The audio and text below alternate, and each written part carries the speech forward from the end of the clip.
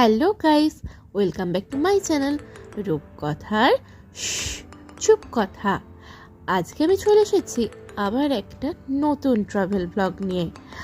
আজকে আমরা বেরিয়ে পড়েছি এয়ারপোর্টের উদ্দেশ্যে, কারণ এখান থেকে আমাদের লম্বা জার্নি আমরা চলেছে কাশ্মীর ভ্রমণের উদ্দেশ্যে। এখান থেকে আমাদের দিল্লি অবধি ফ্লাইট আছে, তাই চলো তোমরা আমাদের সাথে এই জার্নিটাকে উপভোগ করো। আমাদের দিল্লি যাওয়ার ফ্লাইটটি ছিল ইন্ডিগোর, তাই এয়ারপোর্টের মধ্যে ঢুকে ইন্ডিগোর কাউন্টারে লম্বা একটা লাইনে আমরা দাঁড়িয়ে পড়লাম আমাদের বোর্ডিং পাসটি নেওয়ার জন্য। তারপর সিকিউরিটি চেকিং এর পর আমরা একটু ঘুরে দেখতে লাগলাম এয়ারপোর্ট দিকে।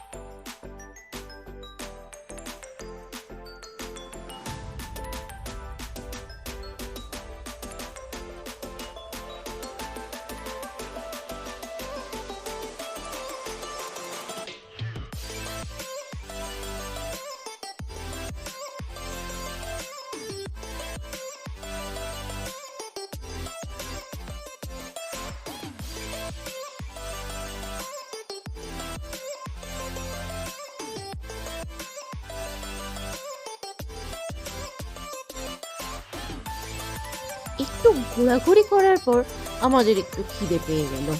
তারপর আমরা ঢুকলাম KFC-তে।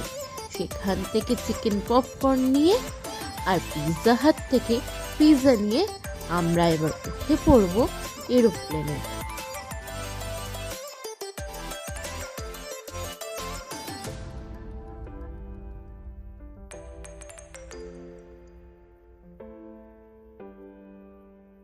আমরা এখন চলেছি আমাদের বোর্ডিং গেটের দিকে।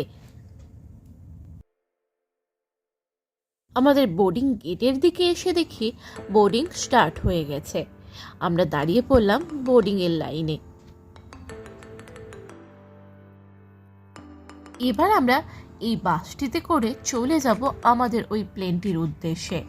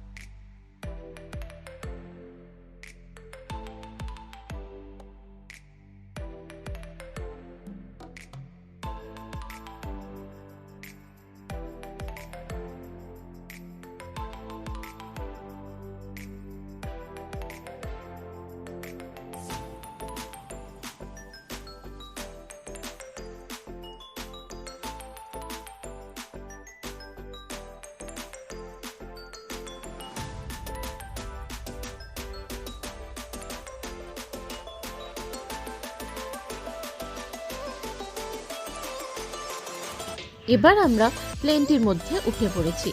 আমার মেয়ে তো দৌড়ে গিয়েই প্রথমেই উইন্ডো সিটটা দখল করে নিল। আবার নিজে নিজেই তার সিট বেল্টটিকে আটকে ফেলল।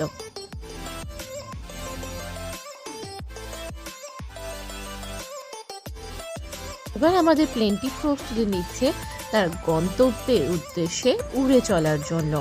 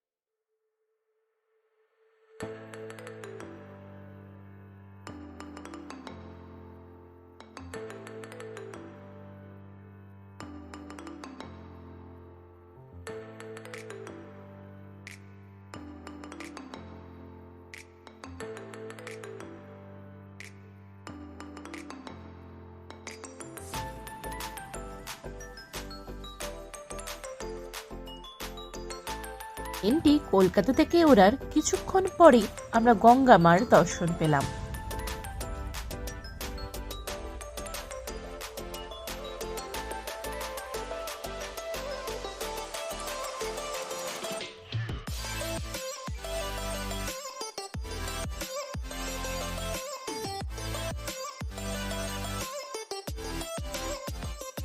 আমার মেয়ের তো খুব খিদে পেয়ে গিয়েছিল, তাই ফ্লাইট ওড়ার কিছুক্ষণ পরেই সে তার ফেভারিট পিৎজাটা খুলে খেতে বসে পড়ল।